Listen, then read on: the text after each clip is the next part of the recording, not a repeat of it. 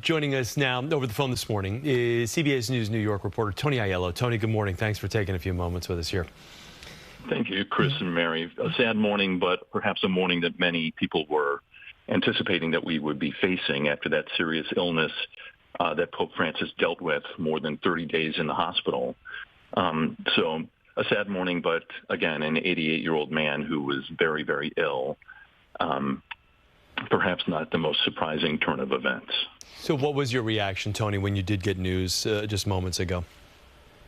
Yeah, producer for CBS Newspath called me a little bit after 4 this morning to tell me that the news had broken.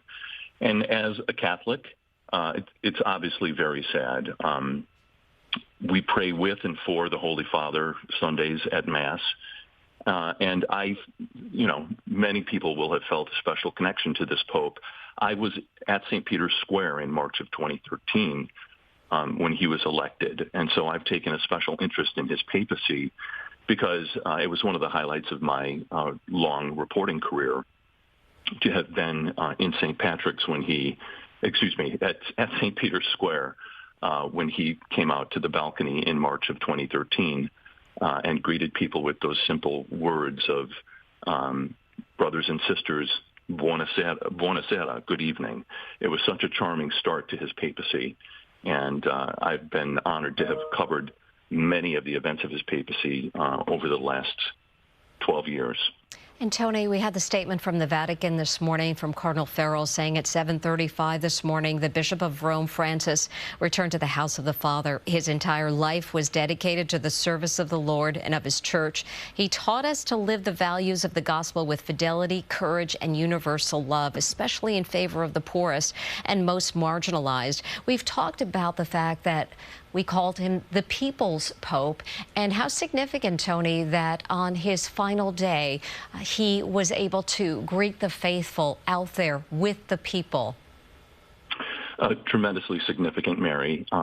This is a Pope who he literally talked about he wants his bishops to smell like the sheep, which is a very colorful way of saying be with the people. The bishops are the shepherds. That's why the mitre that they carry is hooked like a shepherd would carry. We see Cardinal Dolan processing with that hooked staff all the time. The cardinals and the bishops are the shepherds, and we, the people of the church, are the sheep. And Pope Francis said he wanted his bishops to smell like the sheep, meaning he wanted bishops who were out among the people, who were with the people, who were close to the people. And obviously, we've been anticipating for some time that this sad day may arrive, so we've all been working on stories about the Pope, his legacy, and his papacy, and I think there's no doubt that he set the tone from the very start by choosing that name Francis, St. Francis of Assisi, a saint of the poor, a saint who was born a rich man and literally gave away everything he owned to spread the faith, to bring people to Jesus and Jesus to the people. And I think that Pope Francis truly modeled that over the course of his time as Pope. And Tony, do you feel that will be, from a legacy standpoint, what really sets this Pope apart from prior popes? Well, I think that we've had any number of humble popes over the years, but Francis certainly modeled it in a way that we haven't seen in some time. Pope Benedict, his predecessor, loved the elaborate pomp and circumstance of the church, which many people, find very, very valuable and uplifting. This Pope wouldn't wear the red shoes that other popes wore. As a matter of fact, September 25th of last year, my wife and I were with a group of friends in Rome, and we were fortunate enough to get tickets for the papal audience that day. And we sat very close to where the Pope led the general audience in St. Peter's Square. And then the Pope in his wheelchair was brought around to meet people. And we waited and we met him. We shook his hand. I said a few words, and I looked down and I saw his shoes. And his shoes were at least 15 years old, and part of it was held together with black electrical tape. I mean, this man just did not like to spend money on himself. Many of us will remember that from the very start, he said he would not live in the papal apartments. He lived instead in the Casa Santa Marta, which is basically the Vatican guest house, because he wanted to be with the people of the Vatican and the high-level visitors to the Vatican. So this is definitely something that he modeled over the course of his papacy. Mary, you mentioned Cardinal Kevin Farrell. He is what's called the Camerlengo.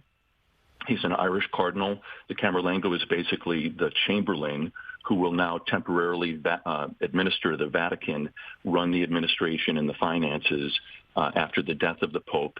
The Church enters a period called the sede vacante, which means empty seat, and they take this very seriously. The Vatican Post Office will actually publish new stamps that say sede vacante April 2025 on the stamps. The Pope's body is likely to be placed, the plan is for the Pope's body to be placed in St. Peter's for public viewing. He will be inside of a coffin instead of on the raised platform that we saw in 2023 when Pope Benedict was displayed prior to his funeral. And Pope Francis's funeral is scheduled to take place between 4 and 6 days after his death, so before the week is out.